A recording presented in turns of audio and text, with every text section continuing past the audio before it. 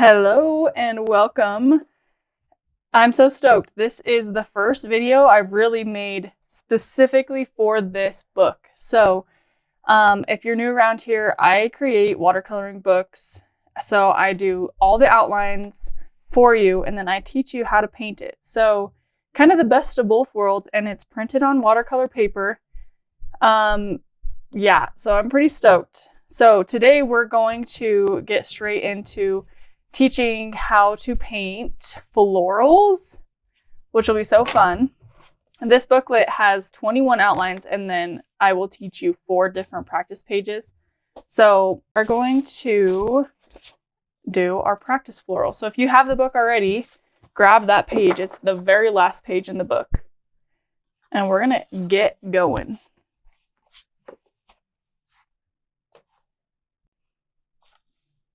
Okay, so I do have a more, I guess, nicer paints, more artist grade paints. I like to use the Winsor Newton. But today, because majority of you probably have this paint set because it's as an option on an add-on for when you buy the book, you can also choose to get this or not. I have loved this. It's the set that I use for majority of my watercolor workshops with adults and with children. So it works for both. And you'll see it's, it does really well. Significantly better than like the ones you'd get from Walmart for $5, $1 or $2. So a great place to start.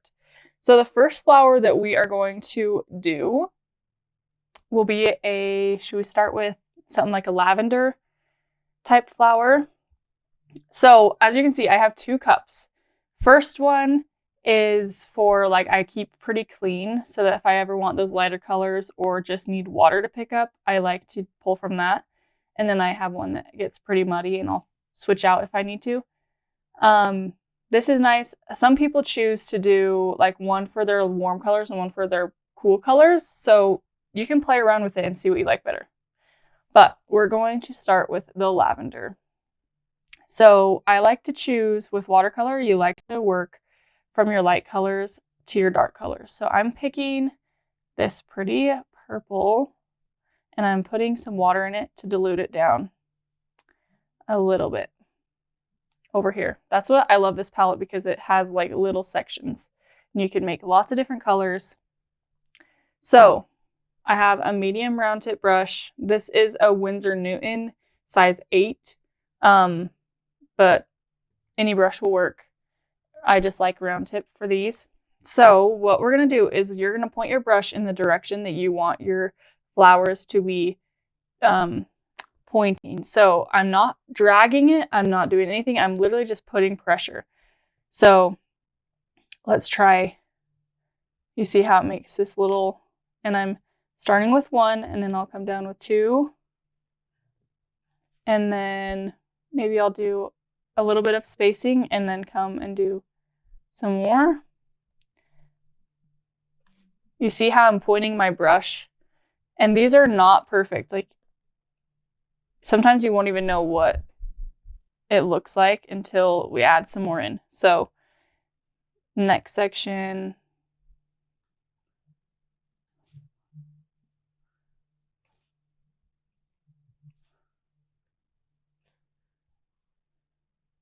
And then maybe one more will do.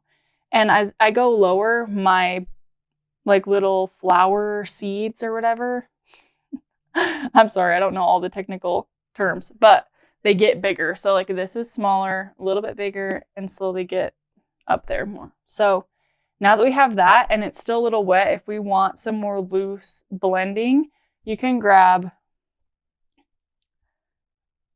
I might even just grab the same color, just not diluted, and I'll drop in some colors to the bottom, the shaded part of these little flowers. See how that brings just a little bit more dimension? And then on top of that, if we wanted to grab a really darker purple, I don't really like that. So I might add some of this purple we've already been using into it. And even that's a little more blue than I want, so I might even grab some red. You guys let me know if some like color theory, color mixing stuff would be beneficial to you. I can make a video on that too. So I have my darker and I'm dropping it in.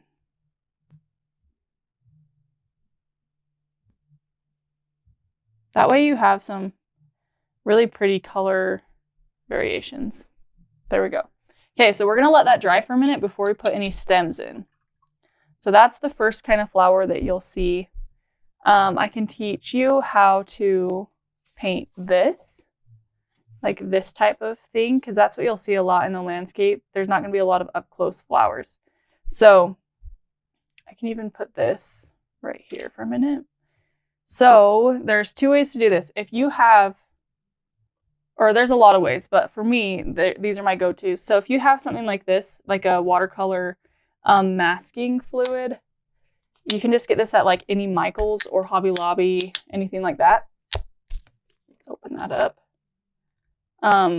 Basically, it's like a glue that goes over your paper and you can paint over it. So anywhere that I want my like bright flowers to be, I'm just gonna like put, oh, I have some paint on my brush still. My bad. Okay, it's all right, it's still red, so we'll just keep going with that. So I'm just kind of like dabbing this on where I might want some flowers. You're not gonna be very, what's the right word? There's not going to be a lot of detail, so it is going to be really loose. But I'm just dabbing that on. So that's going to dry for a minute. I'm going to rinse this off. It's important when you're using that masking fluid to rinse it off pretty quick and get any of that glue off, because it could really hurt your brush if it's on there for too long. So there's that. So while we wait for those to dry, as you can kind of tell from this video, watercolor is definitely a waiting game, so you have to kind of move around your paper. So we're going to be going back and forth between flowers. The next one that I will want to do would probably be something like that has a head in the middle, like a sunflower or a daisy of some kind. So we're going to grab, like I said, I like to go light to dark. So I'm going to grab a yellow. And same thing as I did with that masking, I'm literally doing some like dabs like this. And that's a little more water than I want. So if you have some time where you have puddles, you can just dab your brush off on your paper towel and then lift that paint up. That makes it a lot more even toned.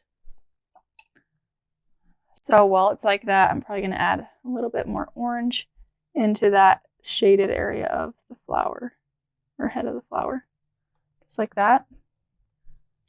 And I'll probably add even more here in a minute, but maybe we'll do my petals this really pretty like brick red color. I love this palette because it does a lot of the hard work for you. There's a lot of colors that are pretty common that you're not going to have to learn to mix, which is really good for beginners. You can just pick a color and go with it. But what I like to do is you're going to go, your brush is vertical like this, and you literally have like no pressure at all. Here, let's try, I'll show you in a different angle. Okay, hopefully this is a little easier to see. So I have my brush vertical like this, and I'm adding very little pressure, and then all of a sudden I put pressure, and then I lift back up. And that's how you make your petals. So every single one will be a little different than the other. And you can even practice this like on your own on the side if you want to, until you feel more comfortable. But you're just adding those around.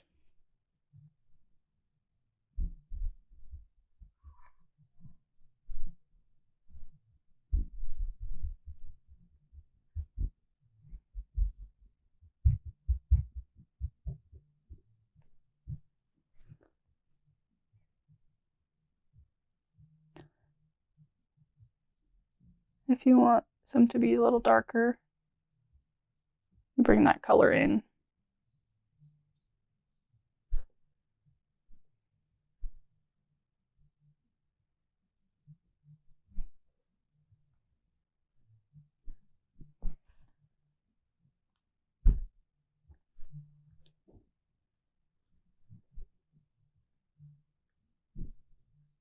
There we go.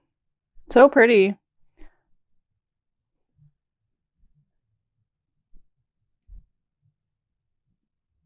Okay. And I'll probably add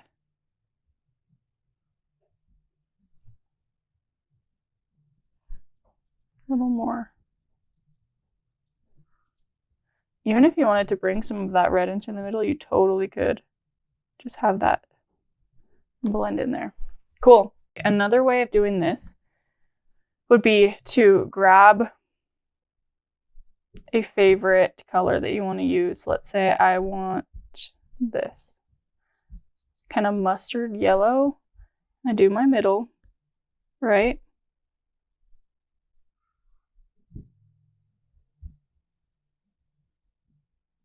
Okay. And same thing, but you just grab a little bit of, so you do barely any pressure and you come out, and that color in the middle, since it's still wet, will gradually make its way into the petals. So you're using a clean brush and you're picking up some of this middle and then coming out.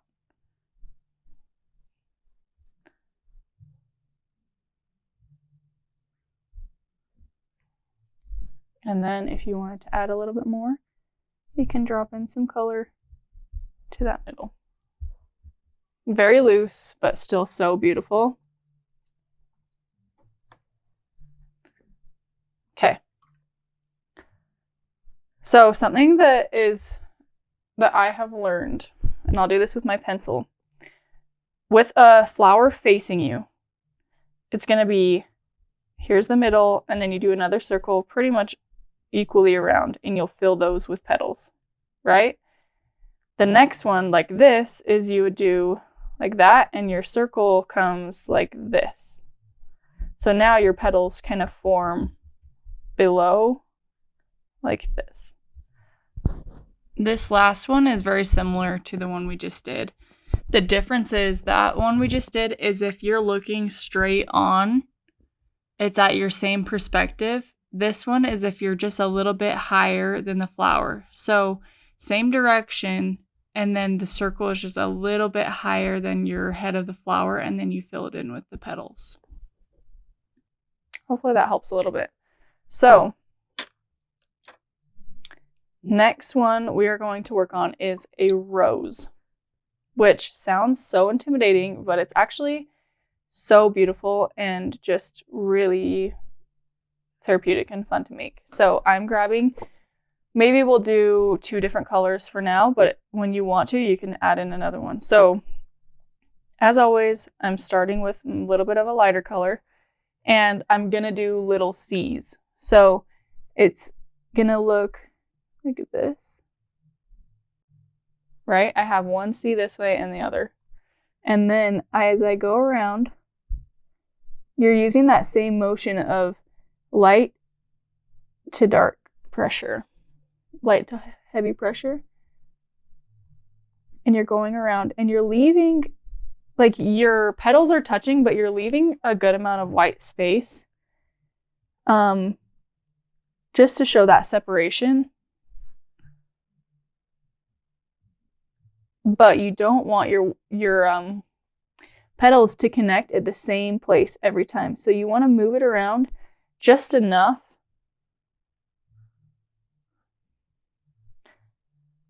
and maybe like even add some little fun movements into your petals so that it's not just like a strict C. You can move it a little. There we go. This is looking really pretty. Okay, so while it's still somewhat wet, I'm going to grab the same color, just a little bit more dense, and I'm dropping it into the middle and that inner part of some of the petals. And in places like this where it's kind of already dried, what you're going to do is you put that line and then you clean your brush off and you can just drag it up there like this. That gives like a little bit more of a smooth gradient. And then if you want even more contrast from that, you could even, maybe I'll do this red and drop that into the middle. Now you have even more. So that's something that you can just play with because it really is just so fun to mess around like that. Okay, now that this is about done, our masking fluid, I like to do my green first. So if you have that, put that down and then do your greens. So I'm literally just pulling like little stems down, right? And this is like a lighter color that I have. And then if you want to add in some more foresty, you can add some leaves. And remember, this is not super detailed. This is just like kind of adding in colors.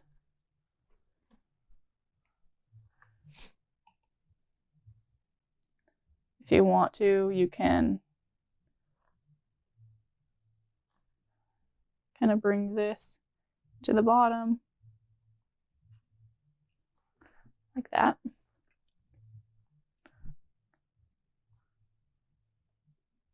Cool. So we're going to let that dry.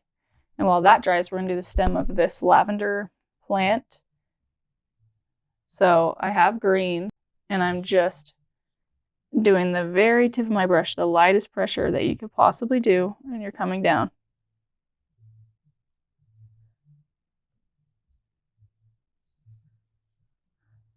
You could even do some of these. I think these have a little rougher leaves.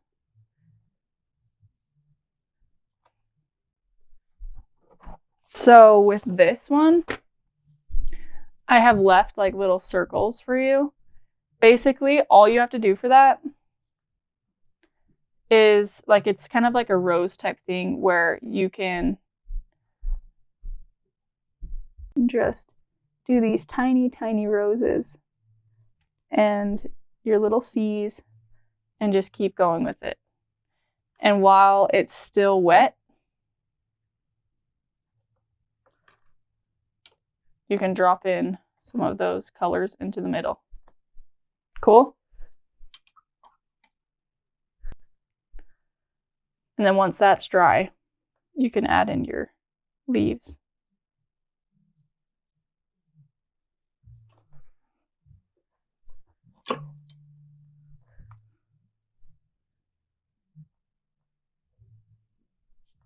Okay, I think this green is about there. So what we're going to do is this masking fluid, I'm just kind of dropping. Actually, yeah, taking that off. So with this, it looks like, well, why do you put that if it was just like on top? A lot of times when you do flowers, you're doing the entire landscape at the same time. So you would be like painting over this for the background of it, and then you'll take that off. But for this, we can do like little tulips.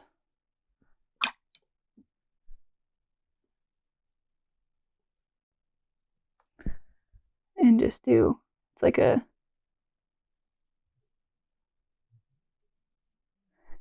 C. How would I do this big? Do like this, like that. Just like that. And if you want to, you can always drop more colors in or add more colors of flowers. And we are done. I hope this was helpful to you. These are really just the basics of flowers. So definitely follow along to more tutorials. This is a really good foundation to start on. So Yeah, if you haven't already, go check out the Landscape book. I'll leave the link in the comments, but thanks for following along. And if you liked this video, I would appreciate, it would be so amazing if you would like, comment, subscribe, all the things. I feel your support. So thank you and have a great week.